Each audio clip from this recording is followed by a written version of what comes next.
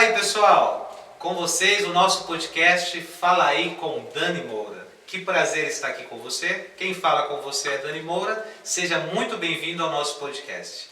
Nosso maior desejo com esse podcast é te inspirar e te motivar, para que você possa desenvolver o seu autoconhecimento, a sua autoconfiança e, como um foguete, ir para cima. E hoje nós estamos aqui com um convidado muito especial, ele que é filho do Robson, filho da Eliana, um cara que gosta muito de crioulo, Racionais e o Rapa. É isso aí, é um brother, Lucas Martins. Que prazer, viu? Obrigado pela oportunidade. Cara, seja muito bem-vindo. Olha, e também tem que complementar, ele é esposo da Natália e pai do Miguel. Do Miguelzinho, Seja bem-vindo. Nasce quando? Dezembro. Que da hora. Seja bem-vindo, Miguelito. Vem pro time. Lucas, que honra, viu? Obrigado. É um prazer estar aqui. E vamos aí compartilhar, contar um pouco da nossa história. Bora lá. Esse papo legal. É isso aí. Eu tenho certeza que você tem conteúdo aí, história de vida, que as pessoas precisam conhecer e ouvir. E aí é o seguinte, como eu falei, nosso maior desejo aqui é justamente inspirar e motivar aquelas pessoas que muitas vezes estão começando, estão recomeçando, se conectando com si e desenvolvendo o autoconhecimento. Eu sempre falo que quando você se conhece, você se torna uma pessoa melhor, você sabe do seu potencial, dos seus limites, e isso é fundamental para que o ser humano se desenvolva, tá? Verdade. E hoje o nosso tema, ele vai ser tratado sobre travessia.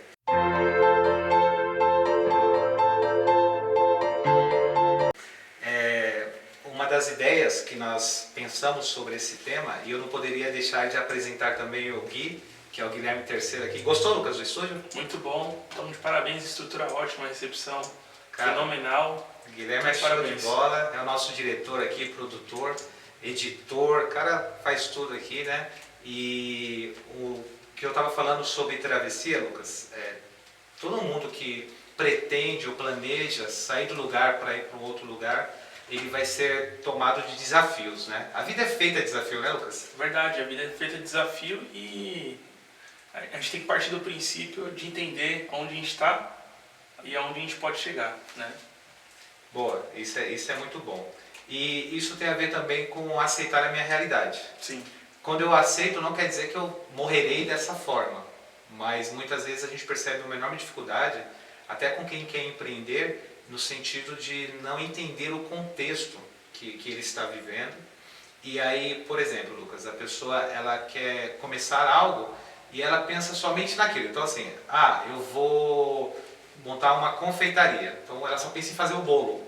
E ela se esquece no sentido de que tem a energia elétrica, tem o salão para alugar, tem o iFood. Então é isso que muitas vezes traz uma enorme dificuldade de se ambientar no lugar que ela está vivendo e no momento que ela está passando. Verdade. Lucas, é o seguinte, cara, eu te conheço, assim, pelo tempo que eu te conheço, você é um cara muito realista. E aí eu percebo que há momentos na sua vida que você está correndo, há momentos que você para, de acordo com aquela situação que você está vivendo. Você sempre foi assim? Não, na verdade eu aprendi isso um pouco no mundo corporativo, né? A gente aprende a agarrar a oportunidade com energia, né? E não deixar passar. Então eu acredito que o mundo corporativo me trouxe um pouco dessa sensatez de chegar às oportunidades que estão passando e também um pouquinho da projeção de como as coisas poderiam estar no futuro. Aí eu acho que é hora de parar de recuar e deixar as coisas, a poeira baixar, vamos dizer assim, para você enxergar qual que vai ser o seu ponto de partida e onde você pode chegar. Então acredito que eu aprendi um pouco com o mundo corporativo, na minha experiência que eu tive. E houve algum momento na sua vida, Lucas, que você vivenciou que você falou assim, cara, chega, ou eu nunca mais viverei isso, nunca mais passarei por isso? Houve essa situação? Tem vários momentos e, desculpa até ser repetitivo, Sim. Mas para quem não sabe, eu sou engenheiro civil, mas não atuo mais. E mediante a correria, a jornada de trabalho, as responsabilidades, eu cheguei num momento que eu disse, esse chega. Eu cheguei num ponto que eu falei, cara, não preciso passar por isso. Não porque eu estava sendo subestimado, ou maltratado, ou algo do gênero, mas que eu enxergava que eu tinha um potencial muito melhor e que eu poderia me manter uma condição financeira boa fazendo uma coisa que seja mais que seria mais flexível e que onde eu poderia ter mais liberdade, né? Uma autonomia melhor. E lá onde eu estava não tinha nenhuma autonomia e era uma jornada intensa, insana, onde eu costumo brincar que eu tinha um cabresto nos olhos e só enxergava aquilo, só enxergava a produção, só enxergava resultado. E aí chegou um momento que o copinho encheu e eu tive que esvaziar de novo e enxergar uma nova possibilidade. E você entende quantas pessoas vivem essa realidade hoje? Muitas. É o sistema que provoca isso? O que você acha? Que ela pode estar em outros ambientes, ela pode monetizar, gerar recursos de outras formas. Então as pessoas hoje, eu entendo que elas não se autoconhecem, né? Que é justamente o tema do nosso podcast, né, para quem está nos ouvindo, incentivar e inspirar essas pessoas. Aliás, foi um dos maiores, quando eu pensei em você para te chamar para esse assunto, foi justamente sobre essa sua trajetória. Eu acompanhei isso muito bem perto de você estar em CLT, ser um engenheiro, estar num lugar legal. Havia um prazer de eu e a Rô falar sobre você, né? Sim, havia um status, né? Tem um amigo engenheiro, trabalha lá na tal empresa, tal, né? E você falando das suas demandas, das suas lutas, das suas conquistas. E de repente você migra assim de uma forma que até nos surpreende, mas também é legal porque o Lucas vai falar um pouco sobre a profissão dele, mas eu preciso de você em um momento, você trabalha muito bem, e aí nós percebemos que você estaria ali no lugar certo. Mas o que eu queria perguntar, Lucas, tudo isso que você falou, do seu chega, do seu basta, alguém te falou isso ou você se conectou com você e você pensou isso, no sentido de eu vou criar uma condição de vida melhor, eu vou parar de ficar acordando, trabalhando, dormindo, acordando, trabalhando. Alguém te falou isso ou você teve esse despertar? Não, eu tive o despertar por uma experiência que eu tive. Eu estava num momento ali na obra, eu era engenheiro residente, e eu estava num momento onde eu precisava entregar uma demanda no dia certo, e eu sempre fui muito compromissado com os prazos, né? E se tratando de construção civil, quando você não cumpre o prazo, você paga multa. É sempre assim. E aí eu estava compromissado com o prazo, e o prazo era numa sexta-feira, todo mundo chegou 4 horas, foi embora e eu fiquei lá sozinho. Eu falei, cara, eu não preciso disso. Eu não preciso dessa falta de compromisso das pessoas, eu me autocobrar, eu ficar me desgastando completamente. Eu falei, cara, não é isso que eu quero. Eu não me enxergo daqui 10 anos fazendo isso. E aí aquele foi o meu chega. Cara, é muito louco isso. Porque dentro do seu novo plano que você começa a construir, você tira da frente a sua formação. A minha formação. Vamos ser claros com isso, né? Sim. O que te trouxe de experiência a estudar em uma universidade e se graduar?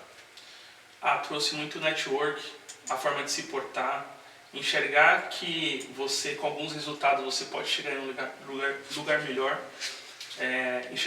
Vou repetir essa parte, tá? Enxergar que com alguns resultados você pode chegar em um lugar melhor. Enxergar também que o ambiente onde você atua faz toda a diferença. Então eu tive diversos aprendizados. Foi um bom aprendizado. Se eu falar que não tive algum aprendizado na universidade, eu vou estar sendo negligente. Sim, mas na universidade, o que você faz hoje no empreendedorismo, você não aprendeu na universidade. Não, de forma alguma. Porque existe assim, as pessoas elas confundem achando que vão se formar e está garantida a renda, que aliás é uma crise de quem se forma. Sim. Que após pegar o diploma, todo mundo vê, é o engenheiro, é o advogado, é o psicólogo. E na realidade você fala, e agora, cara? Porque a faculdade também não te ensina sobre o empreendedorismo. Não ensina de forma alguma e é aquilo que a gente vive muito hoje, né? Antigamente, vamos dizer assim, 10 anos atrás, minha mãe falava que os cases de sucesso, né, a gente via comentando, fulano se tornou advogado, Isso. Fulano se tornou médico, fulano se tornou engenheiro. Então, eu sempre ouvi isso e vim com aquilo na minha cabeça, né? Falei, poxa, eu vou me tornar engenheiro, eu tenho uma afinidade, querendo ou não, com construção civil, vou me tornar engenheiro. E foi a partir desse ponto de partida que eu comecei a trilhar a minha jornada na universidade. Porém, a crise, que você até mesmo comentou hoje, as pessoas, elas aprendem a parte técnica, mas não aprendem a vender o seu serviço. Não aprendem a monetizar o seu serviço. Tudo bem, eu sei a parte técnica. E o quanto a gente rala para aprender isso, não é brincadeira. Sim. Todo mundo que fez uma graduação sabe o quanto árduo é o processo, né? E aí quando você chega no final da graduação e você tem todo aquele conhecimento técnico, que você gastou energia, gastou tempo, que você sofreu para conseguir aquele conhecimento, e você vê que se você não tiver um incentivo ou uma estratégia para ganhar dinheiro com esse conhecimento técnico, você simplesmente tem um papel na mão, a pessoa se frustra. É totalmente. Onde vem a crise e é onde vem a aceitação e se subordinar a essas situações que você está colocando. Exatamente. E o mercado vai devastar essa pessoa, né? Então, e aí às vezes ela vai entrar numa crise de falar, cara, eu estou formado, eu tenho um salário, mas ela não está satisfeita. Então fica aqui uma das primeiras dicas para quem vai viver esse momento de travessia, de sair de uma situação como a sua, de CLT, para ser um autônomo, um empreendedor. Até porque a gente sempre fala aqui que o autônomo é um cara que é desempregado todos os dias, porque ainda que ele ganha grana no dia, no outro dia ele já começa do zero e ali ele tem sempre esse desafio. Verdade. Mas quando ele entende essa questão de monetizar, é fundamental para que gere segurança, para que ele alcance novos resultados. Você se planejou em relação a essa mudança sua do CLT para o empreendedorismo, no sentido financeiro, de reserva, de falar, poxa, se demorar um tempo, eu tenho que ter uma condição para isso. Como que foi esse momento para você? Olha, Dani, não sei se eu posso dizer um planejamento, mas eu costumo dizer que fiz um teste, né? Antes da graduação, eu fiz um curso técnico de corretor de imóveis e minha mãe também incentivou. E aí eu contei essa história em outro podcast e vou contar novamente, que é fundamental para a gente entender o final da história. Minha mãe tinha comprado uma casa, né, sonho de qualquer mãe de família brasileira, da periferia, compra a sua casa própria. E aí ela percebeu que naquele processo que o corretor era uma pessoa bem-sucedida. E aí a mãe automaticamente faz o link, poxa, eu quero que meu filho seja igual a quê? E aí vem essa ideia, Lucas, por que você não vira e estuda para ser corretor? E aí eu pensei, poxa, eu não tenho muita afinidade, eu sempre fui um pouco mais retraído, reservado, né? E eu nunca tive essa comunicação de forma expressiva, né? E aí fiz o curso, mais pelo incentivo da minha mãe, mas não exerci no primeiro momento, isso foi em 2012. E aí, quando eu passei por essa fase onde eu falei, chega, e aí eu sentei, eu lembro até hoje, eu estava voltando do almoço, olhando para o céu e falei, cara, o que eu vou fazer da minha vida? Eu joguei 5 anos fora da minha vida. 5 não, 6, né? Porque tinha a parte do processo seletivo, onde você estuda, né? Cara, eu gastei 6 anos fora da minha vida, o que eu vou fazer agora? O que eu vou falar para minha esposa? Né? O que eu vou falar para meus pais, para meus familiares? E ali eu comecei a relembrar, né, da minha formação antiga. Eu falei, cara, eu não vou jogar toda a minha experiência fora, porque os dois mercados meio que se conversam, mas eu vou ter que aprender do zero, né? E aí eu comecei a testar, comecei a fazer as duas coisas ao mesmo tempo, né? Fazia um pouco da corretagem no final de semana, e aí fui fazendo aquele payback. Quando as duas vendas estavam meio que equiparadas, aí eu falei, agora é a hora. E aí saí fora do CLT, abracei de vez. E aí, o que eu sempre falo para as pessoas que tomam a decisão de mudar, né? Às vezes a pessoa ela fica um pouco com um sentimento lá na antiga fase dela. Sim. Mas não. Apegada, né? Eu dei um stop e falei assim, ó, esse processo, essa jornada terminou aqui, daqui em diante começa outra. E foi ali que eu mandei mensagem para meus amigos, ó, tô trabalhando como corretor, tô começando uma nova jornada. Travessia mesmo. Tô com os imóveis aí, se precisar, estamos aí. Cara, e esse curso de 2012 serviu para hoje, para você ter essa... Também não. Ah, tá. Serviu só para a parte técnica. Me despertou, porque eu acredito que se eu não tivesse feito esse curso, talvez eu já não seria um corretor. Sim, sim. Então eu tinha meio que uma garantia ali, né? Mas ele não... você aprende muito a parte técnica, mas o dia a dia ensina mais do que muita coisa. Mas aí, vamos entender alguns pontos, né? Eu sempre falo o seguinte, para você fazer o que você gosta, você tem que fazer o que não gosta. Sim. Então, essa experiência sua, do seu trabalho, da sua formação, te trouxe exatamente o que você não queria. Para que você hoje possa desenvolver o que você quer fazer. E às vezes as pessoas querem primeiramente ter essa garantia de gostar para fazer e não tem como, né? Dani, eu acho que isso é o maior erro das pessoas de hoje em dia. E pregam muito nas redes sociais falando assim, não, você tem que fazer o que você gosta, você tem que fazer o que você se sente bem.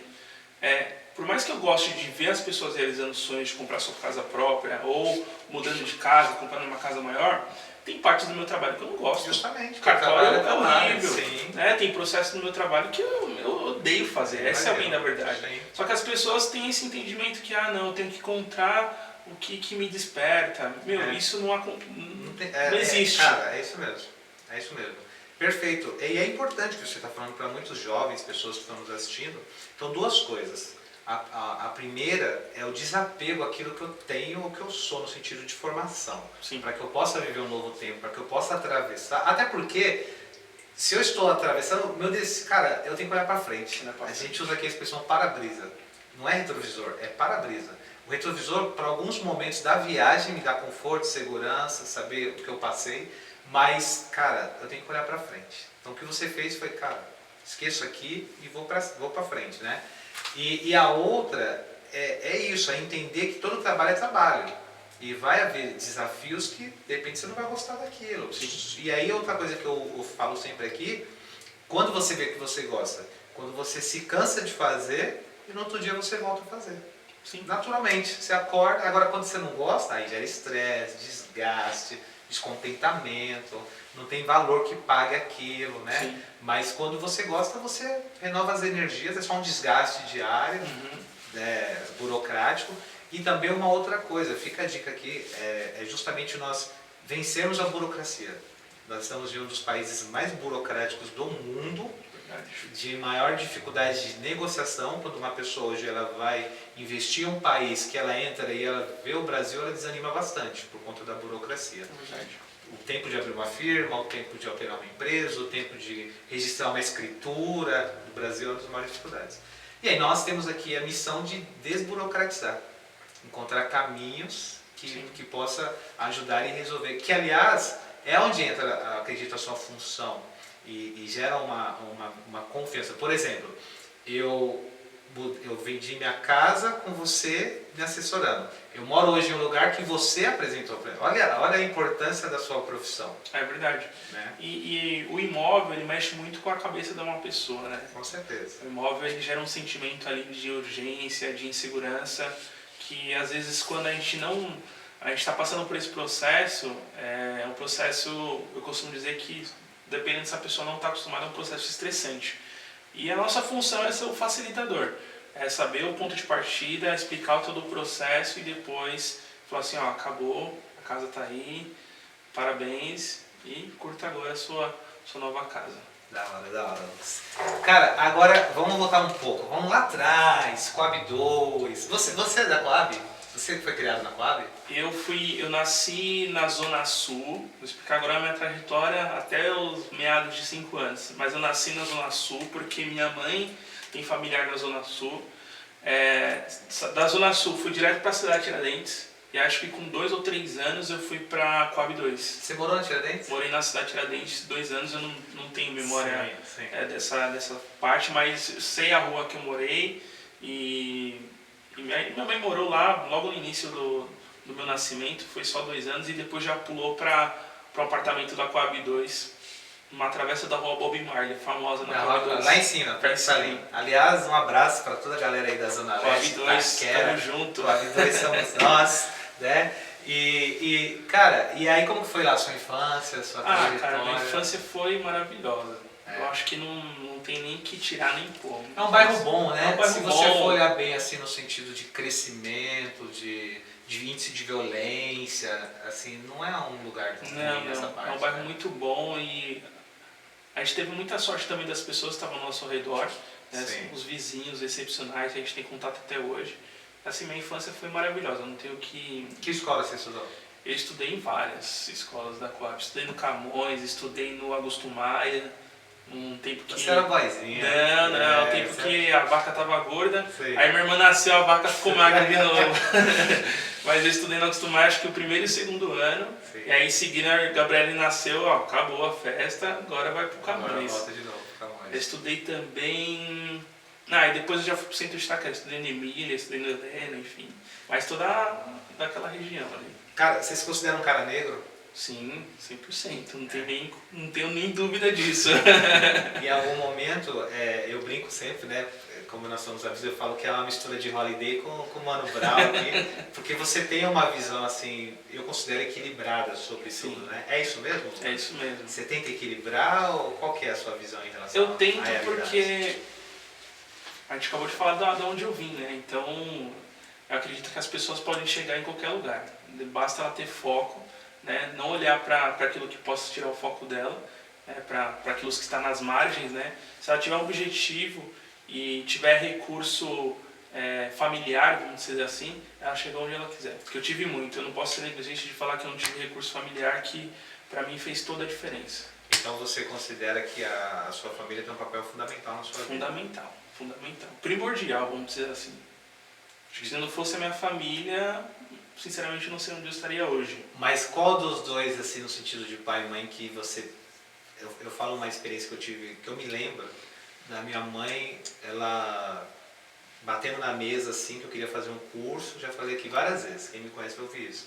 E que aí, tipo, ela e meu pai debatendo sobre um curso que eu queria fazer de estamparia. Uhum. E aí meu pai, não vai dar, questão de grana, né, ter aquele controle, e minha mãe falou, não, ele vai fazer, e aquilo me marcou muito. E qual dos dois você tem, assim, por exemplo, você já falou da sua mãe falando sobre, cara, talvez seja um papel da mãe, você já assistiu o filme Mãos Talentosas? Já assisti. Cara, que Muito louco bom. demais, né, mano? Muito E bom. o cara já assistiu, Gui, esse filme? Não. Mãos Talentosas. Muito Quem bom. nos assiste aqui, pode assistir. E aí, você lembra o papel da mãe com ele ali, né? É um cara que se torna médico. Aliás, se eu não me engano, se eu não estiver falando besteira, é o primeiro médico que fez aquela cirurgia dos siameses, dos gêmeos siameses. E ele era negro, e aí ele teve uma adolescência bem difícil, mas foi o papel da mãe dele ali, encorajando ele, estando em cima dele, né? Você acha que a mãe tem esse papel? Eu acho que a mãe tem esse papel, minha mãe teve muito esse papel, minha mãe sempre pegou muito no meu pé em relação a estudo. Meu pai, ele cobrava de uma forma mais indireta, né? Mas ele também sempre foi participativo. Eu lembro até, eu tenho a lembrança quando eu morava na Coab, tinha alguns finais de semana que o pessoal estava lá brincando, e eu tinha uma dificuldade, até hoje eu acho que eu sou um pouquinho hiperativo, né? Não consigo ficar muito tempo no mesmo lugar, focado muito tempo em uma coisa só, e eu não cortava o T, sabe? Você faz de letra de mão, meu pai comprou um caderno de caligrafia e eu fazia o T no caderno inteiro, acho que tinha umas 200 páginas. Não, você não vai brincar não, você vai cortar o T até você aprender. Aí ficava fazendo um monte de Tzinho e cortando. E ainda de vez em quando tinha um T sem cortar. Então, meu pai sempre foi um pouco mais rigoroso. Tem uma biblioteca na Coab 2, perto do Mercado Negreiros. Sei, cara, esqueci o nome dessa biblioteca. De domingo, meu pai me levava para ir para a biblioteca. Ele falou assim, ó, vai lá, escolhe um livro e fica aí lendo. 2 horinhas eu ficava lendo lá. Que interessante. Então, meu pai ele foi de uma forma mais direta, mas minha mãe de uma forma mais afetiva, conversando, explicando como que você vai chegar a um case de sucesso, uma profissão de sucesso. Minha mãe sempre me perguntava, ela era mais comunicativa. Meu pai era mais, por exemplo, sabe, ó, pega lá o livro e lê aqui, ó, corta o T. Pontual. Seu pai era mais pontual. Exatamente. Que eu acho que é o papel de um pai também, ter essa situação, né? Agora fica difícil a gente falar com um cara que não teve essa base, né, mano? Sim. Porque, contudo, você vê, a gente passa perrengue, tem dificuldade, mas olhando para trás a gente tem essa bagagem. E para um cara que, de repente, ele consegue até mais, só que ele vai ter um desafio maior de ponto de partida, que eu percebo, Lucas, até que você colocou, da dificuldade das pessoas, é o ponto de partida. Sim. Por isso que a gente aqui no Marketing Animado, no nosso podcast, a gente usa o foguete, na ideia do ponto de partida, porque depois que ele parte ali, cara, até o ar contribui para que ele possa alcançar o objetivo. Verdade. Mas esse início, cara, do cara que agora está nos ouvindo, no metrô lotado, que também não há problema, desde que esse seja o propósito dele, está feliz com isso, cara, a gente fala muito sobre isso aqui. Não é eu vou empreender, eu sou um cara de sucesso. Não, pelo contrário. Como uma pessoa hoje pode ter uma função, ser um CLT, você está cumprindo o propósito de vida dele. Sim. Mas quem vai saber é a pessoa.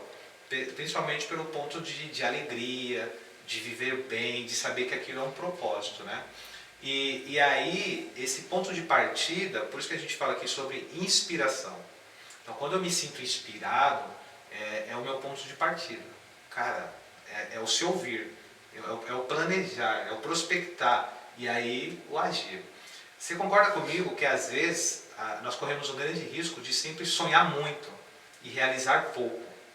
Então nós vemos assim, pessoas que têm muitos sonhos, que falam assim, cara, se eu tivesse dinheiro eu faria isso, eu faria aquilo, mas a dificuldade, ele fica assim, ele fica 20 anos pensando nisso, mas ele não começa juntando R$1. Concorda com isso? Eu concordo e posso até arriscar dizer que eu era uma pessoa assim, Dani. Tinha muitos planos, mas tinha dificuldade de colocar o negócio em prática, né?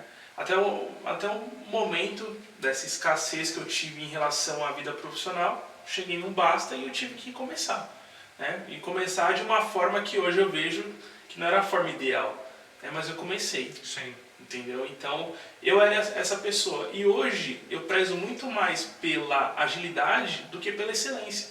Porque você tem que fazer. É aquela frase, antes o feito do que o perfeito. Isso, antes feito do que o perfeito. Antes feito do que o perfeito. E hoje o pessoal está voltando com esse movimento. Não, tem que ser perfeito. Não, tem que ser feito. Tem que ser rápido, tem que ser ágil o negócio. Sim. Então, para mim, eu tenho essa conduta de fazer assim... O negócio tem que ser rápido. Vamos fazer, startar e acabou. E aí depois disso vem depois o aperfeiçoamento, né? Isso. Você faz a excelência vem através do volume. Justamente. Da quantidade que você vai fazer e aí você vai, poxa, isso aqui não foi... Que nem quando eu comecei a trabalhar, eu fazia algumas coisas que eu já falo, não ficou legal. Mais, mas só saberia se não ficou legal porque eu comecei um dia. Justamente. Então fica aqui uma dica para quem está nos assistindo. Cara, vai pra cima. Tem que ir pra cima. Vai pra cima. Enquanto você não tentar, não tem como saber se vai dar certo. E corre o risco do cara morrer sonhando, mano. Né? Porque é muito melhor eu olhar para trás. E aí, é um outro ponto também, que a gente sempre fala aqui. Não tem a ver com dar certo. Tem a ver com realizar. Com realizar. E aí dentro da realização, por exemplo, quem dirige, quem hoje faz um bolo, nunca... Você não dirige hoje como você começou a dirigir. É o aperfeiçoamento. Exatamente. Cara, é começar a andar ali, tirar as rodinhas. Você pode cair, mano. Você pode ali tropeçar, mas aí é levantar. E isso tem muito a ver com como eu enxergo a vida. E como eu me ouço. Sim. Porque se eu for deixar com que as pessoas venham opinar, venham falar com o seu ponto de vista, com aquilo que eles têm de experiência no mercado, nós não vamos.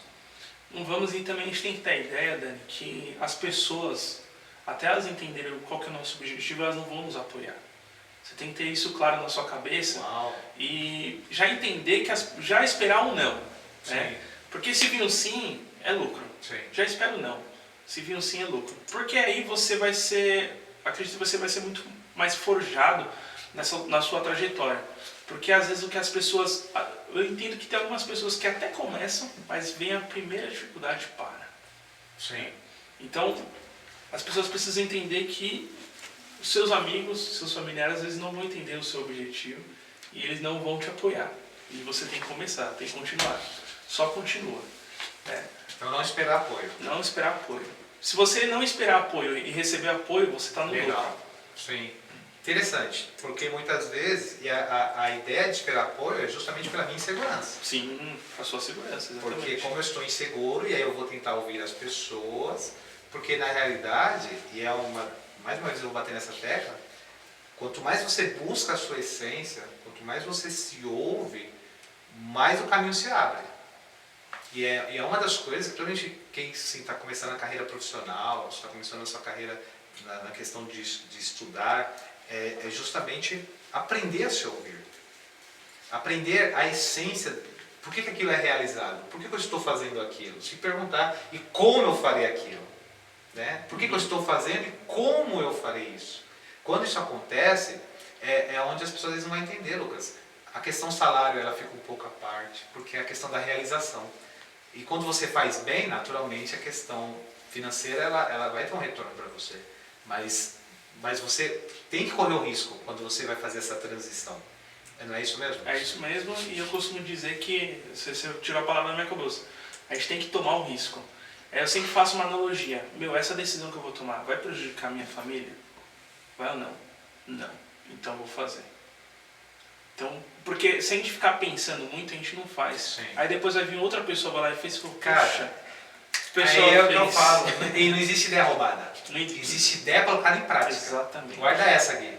Não existe ideia roubada. O cara vem e fala, pô, eu pensei em fazer isso aí faz tempo que eu queria fazer. Tá aqui, ó, tá no meu papel. Cara, você não pôs em prática. O cara não roubou nada de você. Não Ele foi adiantou mais nada. corajoso que você. Não adiantou nada você ter a ideia sem executar. Então, galera, mais uma dica então, hein? Se você quer transitar, se você quer sair da situação que você está para uma melhor, cara, primeiro, não vá por aquilo que as pessoas falam. E segundo, põe em prática. Coloca em prática, né, Lucas? É isso aí. E ouve, e qual foi o momento que você pensou duas vezes e você falou assim, cara, será que eu tomei a decisão certa? Houve esse momento?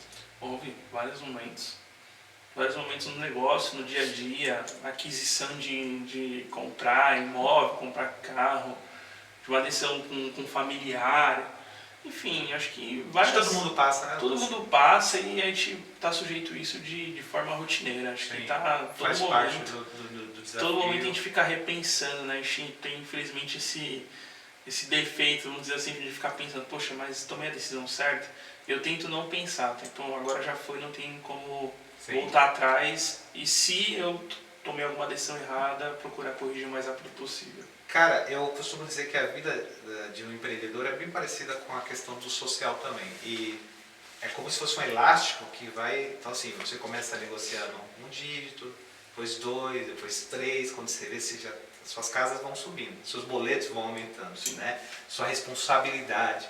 As pessoas têm muito a ideia errada, assim, de se eu tivesse aquela quantia, mal sabe que a pessoa que tem a quantia vive mais preocupada do que ela hoje, porque é uma responsabilidade.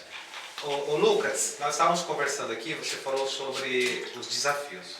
E você disse que as suas decisões são baseadas principalmente em se aquilo vai afetar a sua família. Mas a minha pergunta para você é, houve algum momento que você precisou decidir que poderia afetar a sua família, a sua decisão? Dani, eu ouvi vários, eu vou citar um que eu não tenho problema nenhum em comentar esse fato. Meu primeiro apartamento, mas só antes de comentar, eu não era do mercado ainda, senão o pessoal vai falar, espeto de madeira, né? Isso mesmo. E casa de ferreiro, espeto de pau. Espeto de pau. Mas enfim, eu comprei um imóvel, só que não me atentei ao índice de reajuste, né, do financiamento. E aí estava completamente sustentável, somente que agora a gente passou por uma pandemia. Enfim, fiz uma proposta para a consultora para tentar resolver, não consegui resolver, e eu estava num trajeto que era 20 minutos da minha casa. Eu levei 2 horas para chegar em casa, porque eu ficava rodando com o carro pensando, o que eu vou falar para minha esposa? O que eu vou falar? Como que ela vai reagir? E, cara, o que eu faço? Não, vou assumir do jeito que está mesmo, vou me enforcar financeiramente, mas vou segurar. Enfim, assim, fiz uma oração rápida, falei, Deus, seja feita tua vontade, vou explicar para ela a situação real e minha decisão vai ser baseada na reação dela. Foi a melhor coisa que eu fiz. Aceitei, expliquei, ela falou, não, que você decidir está decidido. Porque minha expectativa é que ela ficava desesperada. Sim, em cima de um sonho, já está ali, já está ali. A facilidade. E vai ter todo esse transtorno de mudança. Não, o que você decidir, a gente está junto. Você é do mercado agora, enfim, você sabe o que é melhor pra gente. Então o que você decidir está decidido. Legal. Então assim, eu sempre tento, as decisões que eu tomo, eu sempre faço uma projeção para ver se aquilo vai afetar a minha família. Se não afetar, eu tomo a decisão e boa. Agora, então, você falou uma coisa aqui que também é uma outra observação. Nós precisamos da vida ter disposição em refazer as coisas, em retomar as coisas. Olha só, você já estava naquele apartamento. Era muito mais fácil você continuar ali. Ter dificuldade para pagar, você ia mudar a sua rotina. Mas nós precisamos ter essa disposição, cara. Então, por exemplo, mas eu acho que é isso que nos torna infelizes. Nos pegarmos em situações de comodismo. E aí, então, por exemplo, você poderia falar assim, cara, eu me formei, eu vou ficar aqui, né? Cara, eu já estou pagando, cara, já estamos lá dentro. Não, você não olhou para essas situações. Que você procurou o que é melhor para você e para quem está ao seu lado. Exatamente, né? E fazendo de novo um parâmetro com a minha profissão, na minha fase de CLT, eu fazia essa mesma reflexão um pouquinho antes de tomar a decisão, né? Quando eu falei, poxa, o que eu vou fazer na minha vida? Eu falei assim, cara, eu vou olhar as pessoas que estão mais tempo aqui e vou ver se elas são felizes. E nenhuma delas Uau, cara. E nenhuma delas eram felizes. Olha, feliz que eu digo sim, assim, satisfeita. Né? A pessoa estava ali sim, porque ela precisava. Dizendo, justamente. Entendeu? É isso. E às vezes a gente não toma essa decisão, mas isso a longo prazo faz um mal enorme pra gente. Eu acho que as consequências são imensuráveis. Consequência mental, emocional, espiritual, financeira, enfim. Física. Porque a gente tem medo de sair da nossa zona de conforto. Sim. Cara, é isso. Então a gente, por medo, por receio, por não querer correr o risco, e a maior característica de alguém que empreende é correr o risco. É correr o risco. Meu antigo chefe, ele me falou uma frase uma vez que eu nunca mais vou esquecer. Cadê a câmera? Eu vou olhar aqui, ó. Aqui, ó. Eu vou olhar para essa câmera e vou falar. Esse antigo chefe, ele falou assim, é melhor um fim triste do que dias tristes sem fim. Então é melhor você tomar uma decisão difícil naquele momento, né, do que você viver pro resto da sua vida levando essa consequência por esse comodismo, mas, sabe, não estando feliz. Então eu levei com ele mesmo essa frase, levei comigo mesmo e tomei a decisão de mudar de área. E olha que interessante, então, tudo isso que a gente está falando tem a ver com prejuízo. Se você for olhar a fundo, cara, é um prejuízo. Sim. Né? Pô, você financiou, você gastou, você mudou, você tomou um prejuízo. Tomei né? prejuízo. Com certeza, na sua conversa com a construtora também teve mais prejuízo. Eu falo isso por experiência, já vivi um distrato já, né? Sim. Já vi 2 distratos financeiros habitacionais. E aí, eu tinha 2, eu faço sempre, eu tomo a seguinte decisão em cima de um prejuízo. Cara, eu estou perdendo essa grana, só que se eu me focar em perder a grana, eu paro. Porque tem uma questão emocional ali também junto. Sim. E há uma frase que diz assim, quando o dinheiro está no bolso, você controla. Mas quando o dinheiro está no coração, aí ele te domina. Sim. E aí eu trago sempre essa experiência assim, cara, você tomou esse prejuízo. Se você for capaz de tomar esse prejuízo, Gui, você é capaz de ter lucro. Porque naquele momento você vai focar só no prejuízo. Mas se você olhar a sua vida, você teve muitos lucros. Sim. E faz parte do empreendedorismo focar no lucro.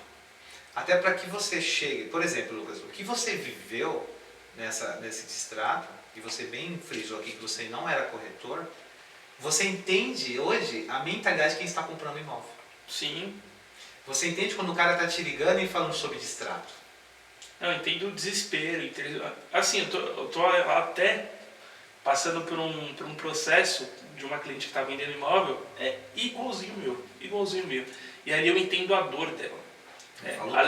Além do processo emocional de você deixar o seu imóvel, do seu prejuízo, você ter um sonho, você fez uma timeline na sua cabeça de estar naquele imóvel, de construir sua família, de receber amigos naquele imóvel, e você vê tudo aquilo escapando pela sua mão. Cara, é difícil. Além disso, essa moça que eu tô, enfim, do imóvel que eu tô vendendo, ela tá passando por um divórcio.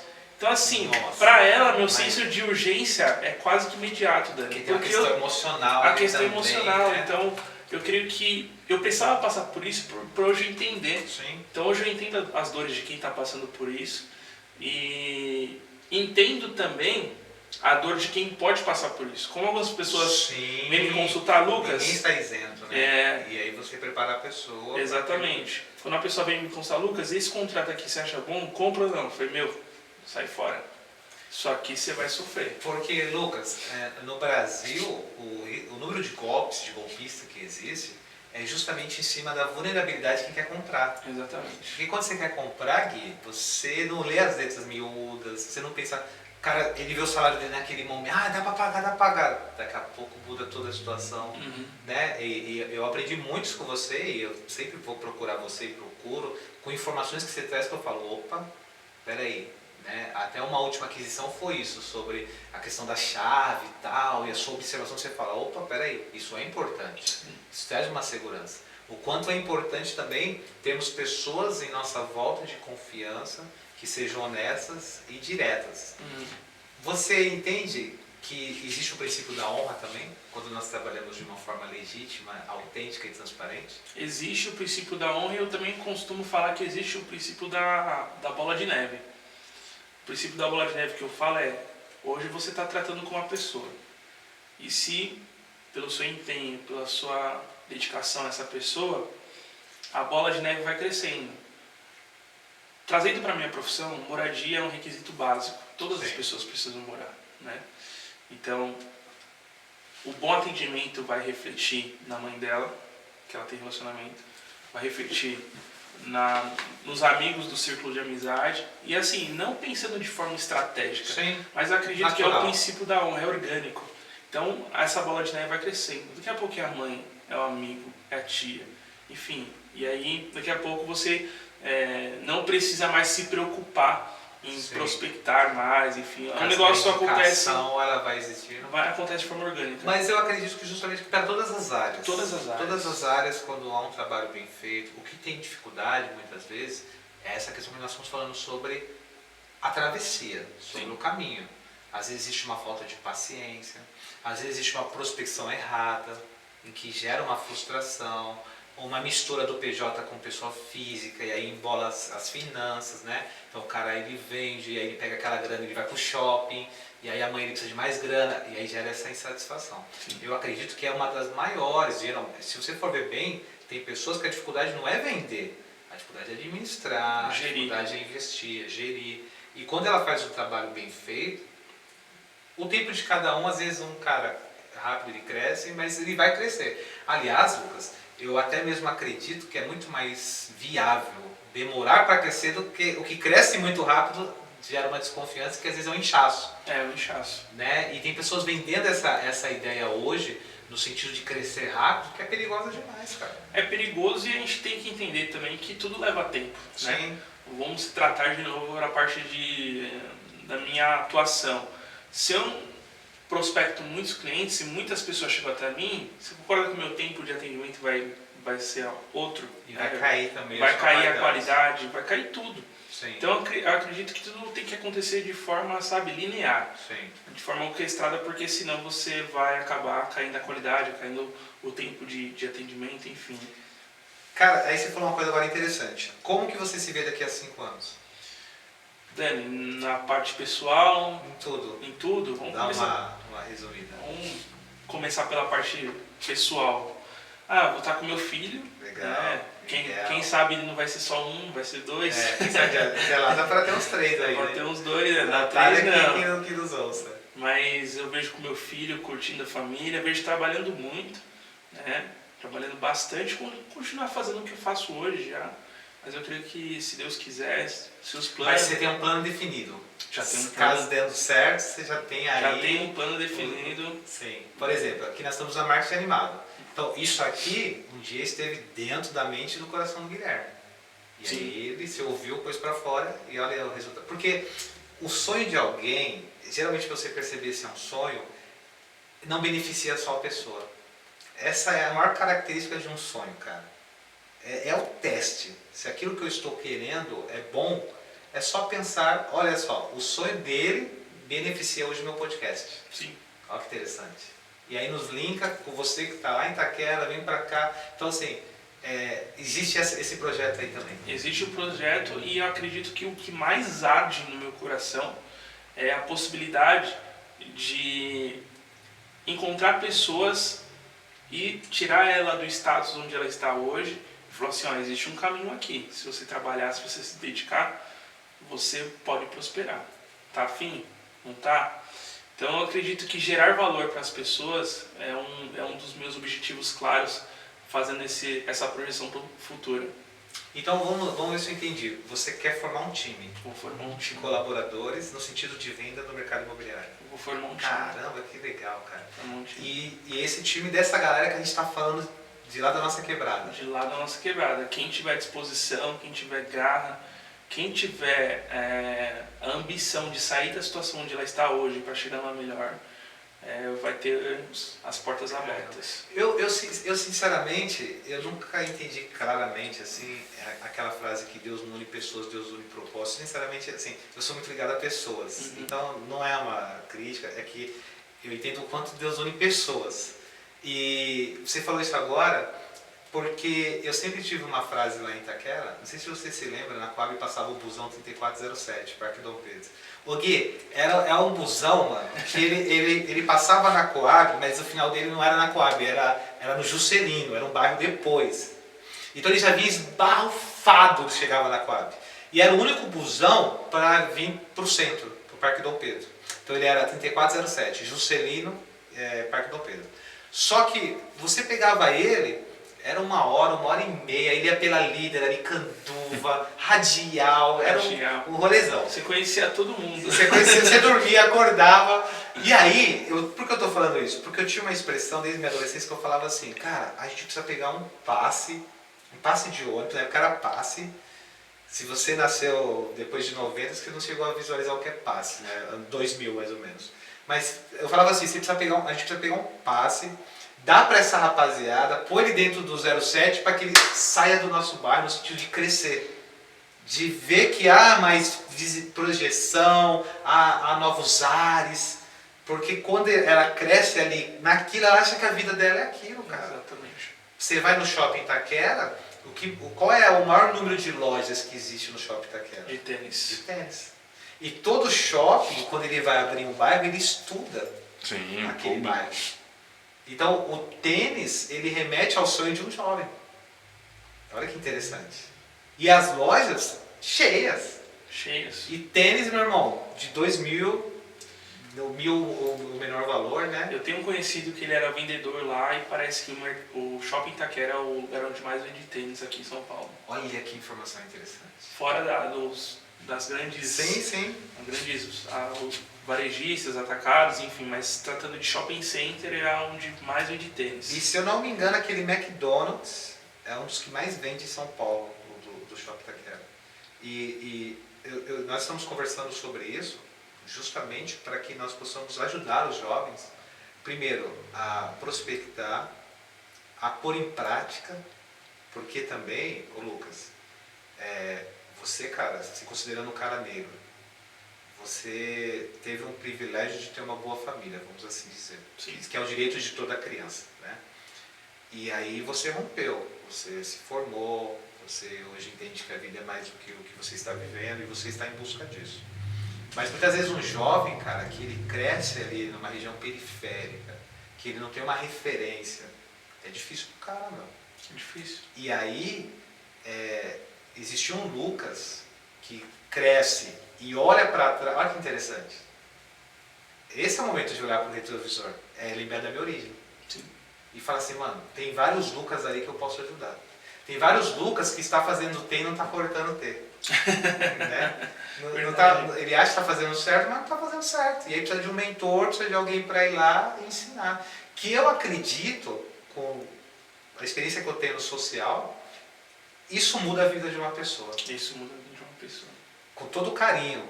Eu posso dar 20 cesta básica, mas se eu não for pontual em ajudar aquela família a mudar a sua mentalidade, a produzir, e quando eu falo produzir, eu posso falar pela minha família, porque meus pais criaram 5 filhos trabalhando na feira, pegando um caixote ali, indo vender, saindo de madrugada, e nós morávamos em Itaquera, Coab, e a feira era em Diadema, que era ABC. E aí, Fusquinha, a milhão. Então, e eu falo isso, e a nossa família cresce no empreendedorismo.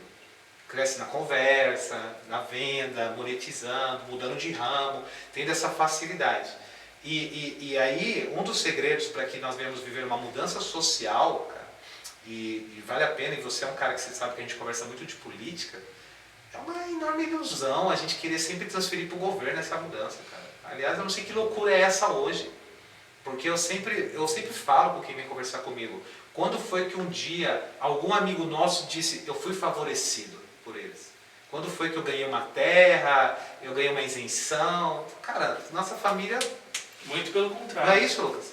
Muito pelo contrário. A gente não é favorecido, a gente só contribui, né? Essa é a verdade.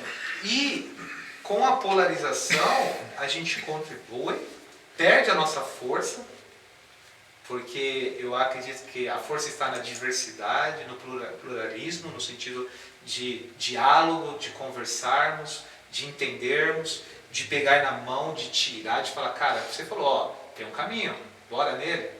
E quando esse menino experimenta esse caminho e tem um tutor, que é uma referência, que aí nós vamos ver filmes assim que nos inspiram, isso, cara, gera muita esperança para nós. Você é um cara esperançoso? Sou. Eu sou esperançoso naquilo que eu posso fazer, né? Agora, aquilo que não está na minha... que eu não tenho poder de mudar, eu não tenho muita esperança. Eu sempre espero o pior. Essa é a grande verdade. Vamos dar um exemplo agora. Exemplifica pra gente. Você tem esperança que o Brasil vai ser um país culturalmente mais elevado? Sinceramente, se depender de mim, as pessoas que estão no meu convívio vão conseguir, né? Pelo meu engajamento, pela minha... Enfim, o que tiver ao meu alcance, eu vou fazer. Agora, se depender de um terceiro, de política, eu já sou desesperançoso. Sim. E você vai por uma linha de Martin Luther King ou de Malcolm X? Eu flerto com os dois. Vou falar de novo o que eu falei. É meio Mano Brown, é meio Fernando Holliday. Eu acho que tem momentos que a gente tem que ser Malcolm X e tem momentos que a gente tem que ser Martin Luther King. Que tem que bater o pé na porta. Tem que bater o pé na porta, porque senão a gente vai ficar para trás. Cara, olhando nos seus olhos, em algum momento, ser negro, você se sentiu dor por ser negro? Assim, houve um momento que, ou não, sempre foi de boa? Dani, pontualmente, só um momento, né? Mas eu não senti dor, mas eu senti desprezo pelo que eu passei. Desprezo pela pessoa, né? Foi na empresa onde eu trabalhava. Eu nunca sofri, sinceramente. Se eu sofri, não me afetou diretamente. Interessante. Nem por parada policial. Sim, nunca. E assim, todas as vezes que fui parado, fui tratado de forma convencional. Mas teve um episódio onde eu estava trabalhando, estava eu e meu estagiário, eu engenheiro civil, meu estagiário de engenharia civil. Ele era branco, eu era negro. E a gente foi entregar um imóvel de 4 milhões em Pinheiro. A gente vai entregar para o cliente, né? Ó, seu imóvel está pronto, a gente está aqui, fazendo a vistoria, está aqui a chave do seu imóvel. Quando chegou lá, era um senhor de aproximadamente acho que tinha mais de 90 anos. Um senhor velho, branco, rico, né? Porque comprou um apartamento 4 de milhões, né, cara? 4 milhões. E aí, quando eu fui entregar a chave fui receber ele para fazer a vistoria, eu sempre recebia pro meu estagiário, porque a finalidade, não só da vistoria, era mostrar pro estagiário como se fazia o processo. Sim. Né? Ele sempre me acompanhava. Ensino. E aí, ele falou assim, você que é engenheiro? E aí eu percebi. Meu estagiário olhou para mim e ele percebeu. Na verdade, acho que ele percebeu até assim, mas você que é um engenheiro? Apontou para mim. Não achei que era você. E achou, na verdade, que o engenheiro era o meu estagiário. Entendeu? Sim. Então, foi o único momento que eu senti alguma coisa apelativa em relação à cor. A cor da pele. Agora, qual que foi o meu sentimento na hora, Dani? Que isso é o que difere, né? E as pessoas que têm a nossa cor, eu acho que tem dificuldade de administrar. Primeira coisa, eu senti raiva. Eu falei, cara, eu vou enfiar um processo nesse cara. Esse cara vai pagar a cesta básica até pro meu bisneto. Primeira coisa que eu pensei. Sim. Aí depois eu fui calmando. O sangue foi esfriando. Eu falei, pô, cara, mas o cara é descendente de italiano. Deixa eu entender o contexto onde ele viveu. Eu entendi. Sim. Não passando pano pra ele. Não, é muito legal. Mas justamente entender que, ele não teve a experiência de ver um negro em toda a vida dele, nos 90 e poucos anos que ele tinha, num cargo de liderança. E ali eu me senti empoderado, falando assim, poxa, você provou para ele. Eu provei, e aí eu falei, não, ele é o estagiário, eu sou engenheiro, e eu que vou te entregar o imóvel. Aí, Lucas, entra aquela frase que todo mundo tem um ponto de vista e uma vista de um ponto. E aí a escolha vai de cada um. Vai de cada um. Então, eu acho muito interessante nisso. E eu faço sempre questão, quando vem um negro aqui, de falar sobre isso. Porque eu não posso falar, cara. Eu não posso. E amo dar o microfone para que a pessoa fale. Uhum. E as pessoas que estão vindo aqui estão vindo com esse discurso e com essa linha em relação a essa escolha diante da dor. Você assistiu aquela série Tem? Que está você assistiu no Prime, Amazon? E até fica aqui a indicação. Cara, rapidamente, assim, é uma série, ela tem um perfil assim de terror, mas ela não tem muita cena assim de... Ela não é uma casa mal assombrada, é o terror da mente, da emoção das pessoas. E ela trata essa questão em uma família negra que vai morar em um bairro branco, e aí, meu irmão, assim, a mente vai embora. Só que ela mostra isso, que a família branca que persegue a família negra, ela também passou por um trauma. E o motivo dela... Então, assim, é muito louco, vai traçando isso. É como se fosse um loop infinito, né? E alguém tem que cortar isso, Sim, né? sim. Essa é uma dificuldade e é interessante a gente conversar sobre isso justamente para você deu uma lição. Porque eu falo aqui, sempre vou falar, cara, você passa na Cracolândia, tem 10 caras ali com cachimbo, cara, 9 é negro. 9 é negro. E eu falo isso que eu faço essa observação. Então, aí você vai para os Jardins, você sobe a Paulista, cara, você vê as famílias tomando sorvete, Oscar Freire, vai lá agora, aí você vê a família tomando, você não vê um negro, cara. Você vê assim, e você me ouve falar muito sobre isso. Sim. Né? E quando eu faço essa observação, é justamente para o que você fez. Ó, nós somos capazes, nós somos iguais, cara. Né? Claro, aí vai entrar o histórico, a história, que é que nós respeitamos. Mas eu acho que ter essa visão de falar assim, cara, o que eu posso fazer agora? Como eu posso contribuir? E uma das maiores formas é o seu crescimento. Para que outros que estão lá olhem para você e falem, se ele chegou, eu posso chegar. Exatamente. Ser uma inspiração. Ser uma inspiração. Que é um dos maiores objetivos desse podcast. E Lucas, um filme que te inspira? Um filme que me inspira? Eu acho que é um filme que retrata um pouco o que eu vivi alguns anos atrás, aquele A Procura da Felicidade. Esse filme é demais. Todo mundo fala, assim, a maioria deles fala. É A Procura da Felicidade, porque a gente vê ali em toda a circunstância que o cara passou, ele só manteve a consistência. E a constância. E a constância. A consistência e a constância do objetivo, né, cara? Ele foi de forma cega no objetivo dele. E ele acreditava naquilo que ele estava fazendo. Ele construiu um caminho também, né, Lucas? Construiu um caminho. Eu acho que o que deu muita força para ele sabia o que ele queria. Sim. Então você vê que ele espera o tempo certo. Parece que as coisas estão melhorando, mas ainda não tinha melhorado. Sim. E ele está ali firme no objetivo. Né? E essa é a dificuldade das pessoas hoje também, me colocando também nesse comentário. A gente começa a receber alguns frutos e a gente já quer relaxar. Eu tive muito essa dificuldade no início. Sim. Fiz uma vinda ali, começou a aparecer uma oportunidade. Aí falou, opa, tô tranquilo. Mas não. Nada, cara, só um mês após o outro, é aquilo que você falou no começo. A gente que é empreendedor, autônomo ou vice-versa, a gente acorda todo dia desempregado. A gente tem que fazer o nosso. E por isso que quem tem não dá. Porque o que ele lutou para ter, para construir, para realizar, ele vai investir, ele vai comprar. Mas às vezes as pessoas falam, pô, fulano tem, poderia dar. Peraí, mas dá com qual objetivo? Até porque a mentalidade de quem recebe é desfazer daquilo. Então é muito complexo, isso tem que ser bem discutido, né? E um livro, já houve algum livro que você leu que te marcou? Não tem um livro assim que me marcou emocionalmente. Um livro que eu tenho aprendido muito é aquele... O Milagre do Amanhã. É um livro que me marcou. E um livro assim que me marca emocionalmente é a própria Bíblia. Seria a Bíblia. Seria a Bíblia. Acho que eu não tenho muito apego em ler ficção, romance ou alguma coisa. É mais alguma coisa relacionada à produtividade, à gestão, enfim, são mais para me proporcionar na parte profissional. E o que te inspira hoje? Assim, existem algumas pessoas, portais, podcast, o que você faz diversificado? Eu vejo que você posta muito Forbes, algumas frases aí que são fantásticas. Gosto da Forbes, gosto muito do Joel J.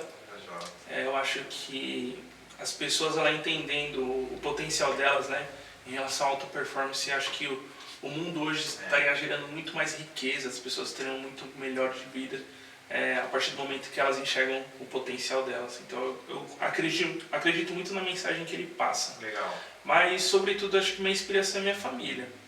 Família de inspiração mesmo, porque quando eu estou numa dificuldade, eu penso, não tenho nenhuma pessoa como referência a não ser minha família, a Natália, o Miguelzinho que está vindo agora. Legal. Pensar neles no momento de dificuldade, para mim, é como se fosse uma dopamina na veia direto, reanima. E o fator de descobrir que vai ser pai já mudou a realidade de olhar a vida, o mundo? Mudou, Dani, mudou, porque hoje tem algumas coisas que eu faço, que eu tenho que tomar alguma decisão. Eu falei, poxa, isso aqui vai refletir no meu filho se eu errar, deixa eu pensar com calma. Interessante, né? Então, tá refletindo nesse ponto, mas ainda não, como não nasceu, não tem aquele apego. Mas assim também, em relação ao mundo, vamos dizer, cara, eu preciso preparar aqui um ambiente melhor para ele chegar. Total. Ei, você não pode maltratar o outro, meu filho tá vindo aí, mano. Não, total. Eu acredito que seja isso. E a gente tá aqui com um pai de 3 ou 2? 3. 3. Qual o nome delas, Gui? Olivia, Isabel e Anne. Um beijo pra essas 3 meninas. meninas. 3 meninas. Imagina a cabeça do Eu cara. fico imaginando quando elas tiverem seus 15, Não 14 imagina não, anos. assim você vai infartar. Mas assim, quando os pais criam com amor, com carinho, com limites, não tem como dar errado, cara. Não tem. Eu falo isso como conselheiro tutelar, como o tempo que eu acompanho famílias. Você percebe que dá ruim, cara, quando não tem esse vínculo. Uhum. Quando o filho olha pro pai e fala assim, mas quem é você, mano? Sim. Quando você estava na minha dor, né, não respeitou o espaço, não incentivou. Olha o que você tem falado dos seus pais, o Gui tem, eu tenho. E eu volto a falar que, cara, não precisa necessariamente ser casado, tem que ser pai. Tem que ser pai. Tem que ser pai, tem que ser mãe, cara. Tem que estar presente. Né? Tem que estar presente, não é só dar presente. Já nasceu aqui uma frase, né? Não é só dar presente, tem que estar presente. Tem a hora de ensinar, filho, não faz isso não, pô, aqui, mas tem hora de falar, não vai ter. Eu acredito que um pai e uma mãe, ele tem essa função, porque a criança não tem esse desenvolvimento intelectual para entender aquilo. Sim. Então, por exemplo, meu pai sempre falava isso, como que eu vou permitir que meu filho adolescente vá com os amigos para a praia? Primeiro, está longe de mim. Se cai na piscina, bate a cabeça. Então, peraí. Então, meu pai tinha isso e tinha a parada, já falei aqui, vou falar várias vezes, a questão assim, entrou em casa, dormiu, não sai mais. Podia ser o rolê que for, Gui. Meu pai falava, dormiu, já era. Então, se a gente sabia que ia sair, a gente não entrava e não dormia. E aí ele contava a história. Mas meu pai tinha essa sistemática, de falar o porquê que ele estava fazendo. Aí entra também uma outra lição. Não era um autoritarismo. Filho, você não vai. Por quê? Aí ele dizia que ele tinha um amigo, que o filho estava em casa, os amigos chamaram pro rolê, saíram, o menino morreu. Então meu pai, ele teve essa compreensão, né? E aí ele explicando, a gente ficava mais tranquilo, só não dormia. Uhum. Mas tinha... Então assim, eu vejo que essa insegurança vem, claro, em todos os pais, poxa, porque o que explica um ser humaninho olhar para você e te obedecer? O que explica você falar do seu pai que você já é casado, cara? Você já vai ser pai, mas olha a ligação que você tem. Sim. Isso é uma coisa divina, velho. Isso aqui é uma coisa que não se explica, Não né? se explica. Se vive. Mas é a presença. É o caderno de caligrafia. E aí, volto a falar de novo. Nada de... E guarda isso para a sua vida. As maiores experiências que seu filho terá com você não envolve dinheiro. Não envolve dinheiro. Não envolve dinheiro. Envolve parte... Já falei isso para ele várias vezes. Envolve participação. Participação, estar presente, estar atento, Cara, atenção. É isso mesmo. É você realmente estar presente. É isso mesmo. Um exemplo agora que você comentou, meu pai me levava na biblioteca e eu adorava. Era de graça. Então, cara. Não tinha PlayStation, não tinha nada. E você sabia o quanto aquilo era bom para você. Eu acho que foi o pai de Abraham Lincoln, que ele sentava todo dia, chegava do trabalho, pegava um livro, o pai dele, e ficava lendo. E falava para o filho a importância de ler. Depois que o pai morreu, ele descobriu que o pai não sabia ler. Que o pai fazia aquilo para que o filho pudesse ser influenciado a ler. Olha só. Sim, que coisa. E olha a importância de um pai e de uma mãe. Olha o quanto isso reflete na vida de um filho, né? Cara, que o Miguel seja muito bem-vindo. Vai ser, se Deus quiser.